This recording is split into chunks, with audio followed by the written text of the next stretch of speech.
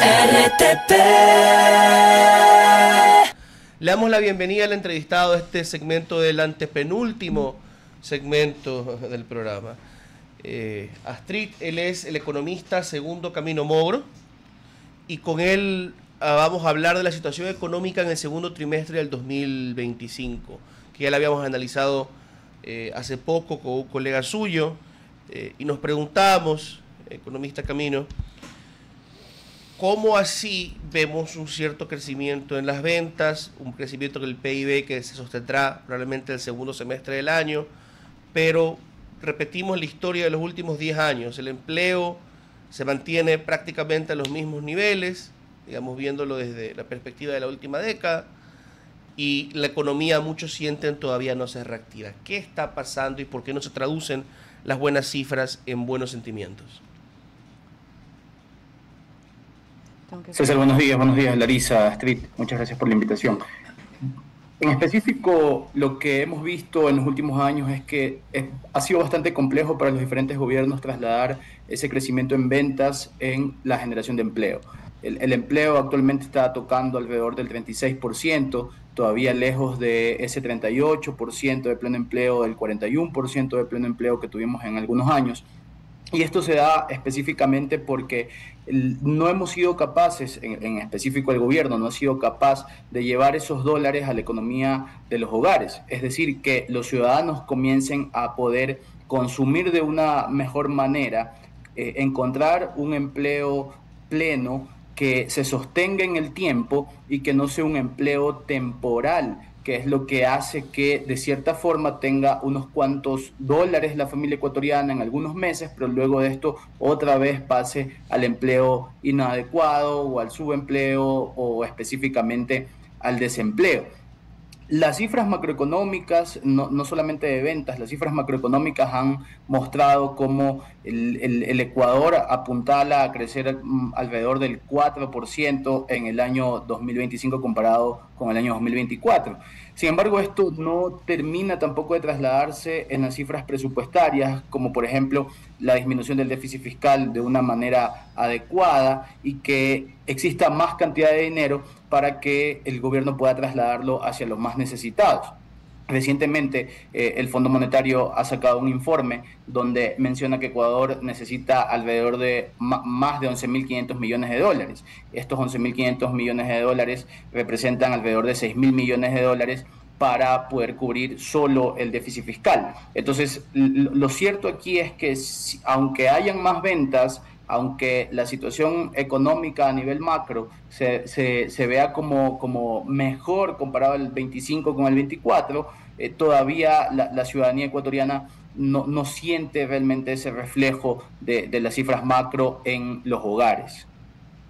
Estimado economista, hay en estos momentos ya unas cifras que comienzan a darse y se comienza a comparar. Incluso colegas suyos hablan de que el 2025 va a ser mejor que el 2026. ¿Cuál es la razón de esta perspectiva que se tiene ya a menos de 3 meses incluso de terminar este año, un poco más de 3 meses de terminar este año?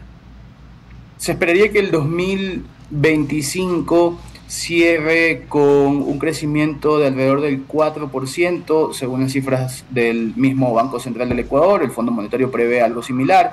El 2026, más bien, el gobierno va a enfrentar algunas situaciones, digamos, de retardo de lo que ha pasado en el 2025, como puede ser los problemas de inflación generadas por la eliminación del subsidio al diésel, y aunque esto le genere un ahorro neto de alrededor de 400 millones de dólares este año y alrededor de entre 800 y 1.000 millones de dólares en los siguientes años, es decir, por cada año en el 2026, esto pues va a tener algún efecto dentro de la inflación, lo que pudiese trastocar algún crecimiento más grande que como va a tener el año 2025 con el año 2024. Hay que recordar que el año 2024 tampoco fue un buen año para el país, y compararse con el 2024 implica compararse con un año donde hubieron serios problemas de electricidad, serios problemas de producción, serios problemas de desempleo, entre otras cosas, ¿verdad? Entonces, el año 2026 se va a tener que comparar con un año 2025 donde aparentemente las ventas han crecido, el empleo,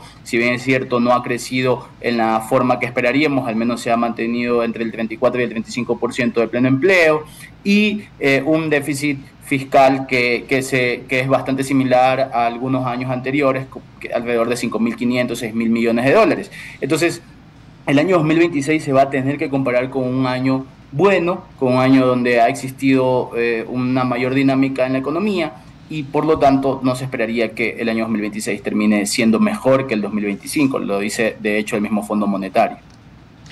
Pero economista, en esta situación, digamos que no es la mejor del mundo, sin embargo, tampoco hay que ser demasiado pesimistas, hay quienes reclaman, esto particularmente la CONAIE, que se debe proteger justamente más a los más vulnerables.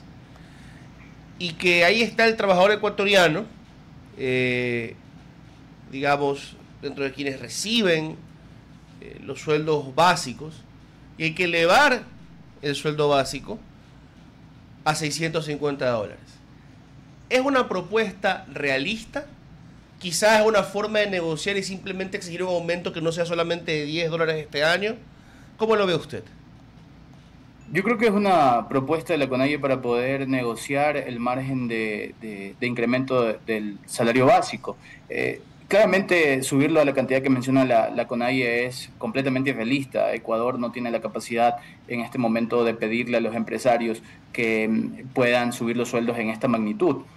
Aunque le ha ido mejor a la economía y hay que reconocerlo, también hay que recordar que nos estamos comparando con un año que fue bastante malo, ¿no? El año 2024, donde ya mencionamos el tema de los apagones, mencionamos el tema de la pérdida de creación de empleo y el tema también de la pérdida de producción por problemas de los apagones. Entonces, incrementar el salario a esta cantidad lo que pudiese generar es un efecto contrario. Lo que pudiese generar es que los empresarios entonces comiencen a despedir a los empleados, y esto pudiese generar un problema mayor dentro del mercado laboral. Y ese problema mayor dentro del mercado laboral pudiese generar un problema dentro ya de los componentes macroeconómicos, como pudiese ser el consumo. Entonces, hay que ser bastante realistas, inclusive en alguna propuesta de la CONAIE para el dejar el paro en las provincias más afectadas, como Imbabura y otras.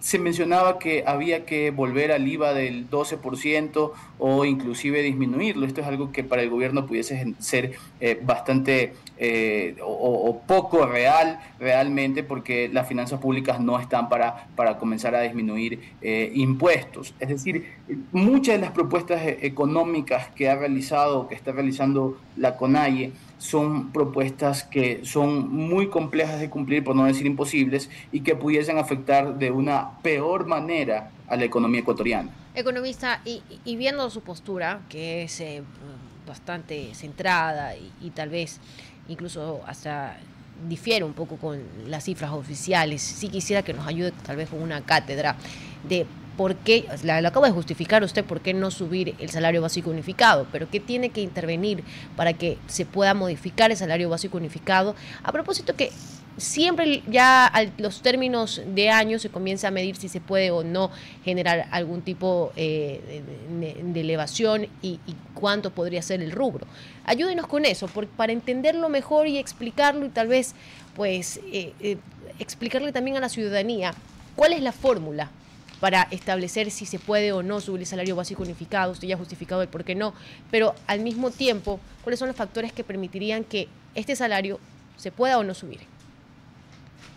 Mira, teóricamente la forma en la que deberían subirse los salarios dependería de la productividad del trabajador, pero como no tenemos cifras, y obviamente el gobierno, el Ministerio de Trabajo no tiene cifras de la productividad por cada trabajador en cada una de las empresas, lo que se comienza a hacer es buscar alguna cifra alternativa de productividad de la industria.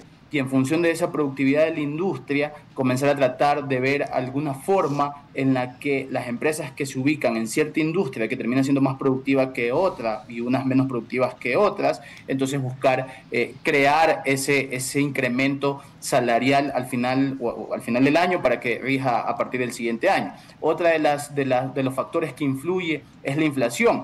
Y aquí lo interesante es que la inflación tampoco ha crecido de manera abrupta como se esperaba realmente por la eliminación del subsidio del diésel y también por el paro en las provincias de la Sierra Central o la Sierra Norte. Entonces, si estas cosas no han sucedido, si estos asuntos de coyuntura económica y política no han generado lo que se esperaba, que era un incremento de la inflación de forma abrupta o una pérdida de productividad o un incremento de productividad en alguna industria, entonces el incremento del salario se ve bastante trastocado. Dicho esto, lo correcto sería incrementar el salario porque el año 2026 sí va a tener un efecto de inflación, quiera o no, por el tema de la eliminación del subsidio al diésel y porque las compensaciones hacia los sectores que se ven afectados por esta eliminación del subsidio al diésel tendrían que ser temporal y no permanente. Entonces esto sí que puede afectar de cierta forma a la inflación,